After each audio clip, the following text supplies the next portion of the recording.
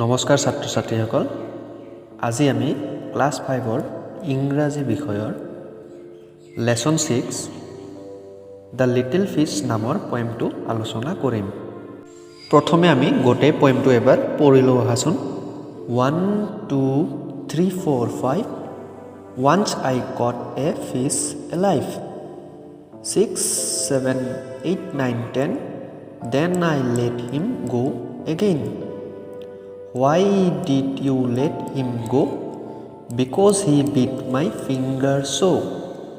Which finger did he bite? The little finger in my right.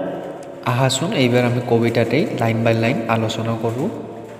1 2 3 4 5 Once I caught a fish alive. ইয়াতে প্ৰথমতে 1ৰ পৰা 5 লৈকে গণি পেলাই পিছত কৈছে যে এবাৰ তেওঁ এটা জীৱিত মাছ ধৰিছিল। 6 7 8 9 10 Then I let him go again. আকৌ 6ৰ পৰা 10 লৈকে গণি পেলাই কোৱা হৈছে যে পিছত তেওঁ মাছটোক আকৌ যাবলৈ এৰি দিলে। Why did you let him go? তেওঁ সুধিছে যে তেওঁ মাছটোক কিয় যাবলৈ দিলে। পিছত তেওঁ উত্তৰ দিছে Because he bit my finger so. কাৰণ মাছটোৱে তেওঁৰ আঙুলিত কামুৰিছিল। Which finger did he bite?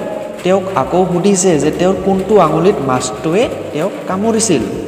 পিছত তেওঁ উত্তৰ দিছে The little finger in my right. মানে সোঁ হাতৰ লিটিল ফিংগাৰত।